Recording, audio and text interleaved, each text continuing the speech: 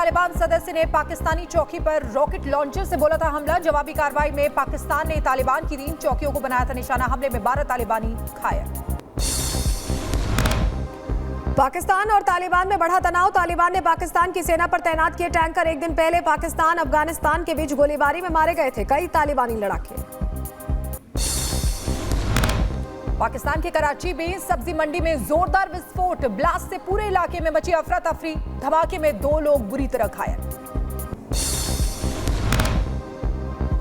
Vietnam में Yagi तूफान ने मचाई तबाही। पुल टूटने की डरावनी तस्वीरें सामने आई। अचानक पुल ढहने से नदी में गिरा ट्रक। बाल बाल बचा पीछे चल रहा बाइक चालक। वियतनाम के येन बाई में भूस्खलन। भयानक तस्वीरें आई सामने। आसमान में छाया धुएं का गुबार। ज़ेलेंस्की के सियोला पुल में हादसा हुआ है। पेट्रोल से भरे एक टैंकर में विस्फोट हो गया। घटना में किसी के घायल होने की खबर नहीं। कैलिफोर्निया के जंगल में लगी आग का वीडियो सामने आया है। आग ने लिया विकराल रूप। आसमान में नजर आया धुआं ही धुआं। लॉस एंजलिस के जंगल में आग का तांडव देखा गया है। खतरे को देखते हुए हजारों लोगों ने किया पलायन। जंगल में आग बुझाने का काम जारी है। उत्तराखंड के रामनगर में किडनैपर से पुलिस ने बचाई 7 साल की बच्ची। फिरौती के लिए 7 साल के बच्चे का अपहरण किया। 22 साल के युवक ने की थी किडनैपिंग की कोशिश। यूपी के उन्नाव में नाबालिग छात्र को दी गई तालिबानी सजा। छात्रा को 2 घंटे तक रस्सी से बांधकर रखा गया। वीडियो सोशल मीडिया पर वायरल हुआ। यूपी के रायबरेली में दबंगों ने युवक को जमकर पीटा। पिटाई करने का वीडियो सोशल मीडिया पर वायरल हुआ। मामले की जांच में जुटी पुलिस।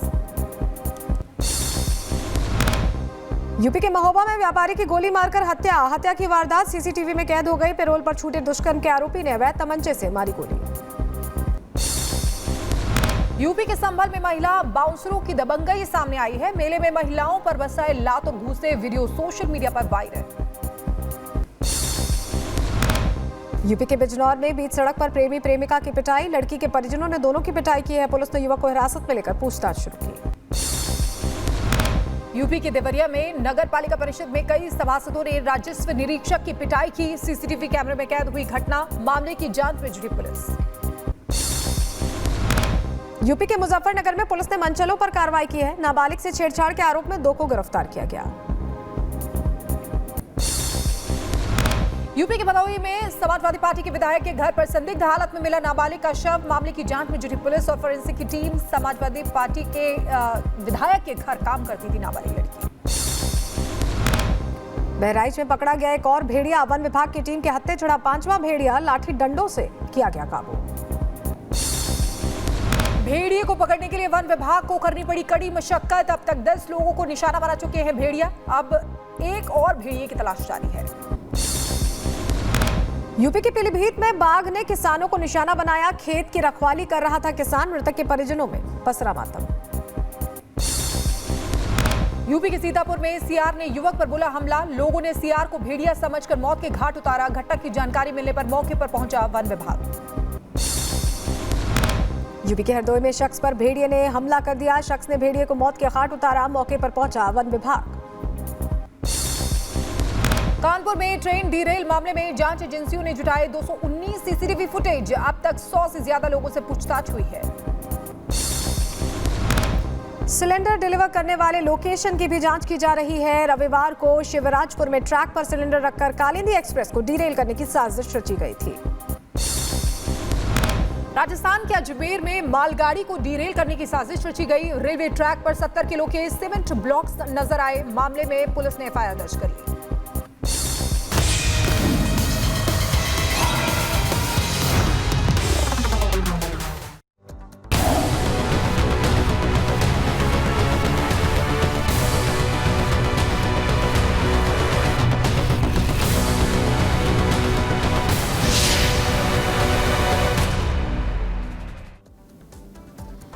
और चलिए बात करते हैं कानपुर टू अजमेर साजिश के तार। देखिए लगातार खबर आपको बता रहे हैं कि कानपुर वाले मामले को लेकर एक तरफ एटीएस लगातार जांच कर रही है, लेकिन कानपुर में आपने देखा कैसे कालिंदी एक्सप्रेस को डिरेल करने की कोशिश की गई, उड़ाने की कोशिश की गई। रेलवे ट्रैक पर आपने तस्वीरें देखी थी कि सिलेंडर रखा हुआ था, हालांकि समय रहते हुए लोको पायलट की तरफ से ब्रेक लगाई गई और कई लोगों की जान बच गई। लेकिन सबसे बड़ी बात कि अब जैसे जैसे इस पूरे मामले की जांच पड़ताल की जा रही है, वैसे वैसे नए नए खुलासे हो रहे हैं। सूत्रों के हवाले से बड़ी खबर सामने आई। बड़ी खबर ये सामने आई कि आतंकियों का हाथ इसके पीछे हो सकता है, इसके पीछे आईएसआईएस का हाथ हो सकता है, इस तरह की जानकारी मिल रही है। उधर आज आपने अजमेर से भी एक और बड़ी खबर देखी, लेकिन सबसे पहले आपको बताते कि कानपुर से क्या अपडेट निकलकर सामने आ रहा है। अब तक 100 के करीब लोगों से पूछताछ की जा रही है और सूत्रों के हवाले से क्या खबर सामने आई आतंकियों से, आईएसआईएस से जुड़ी हुई, आपको इस रिपोर्ट के जरिए बताते हैं।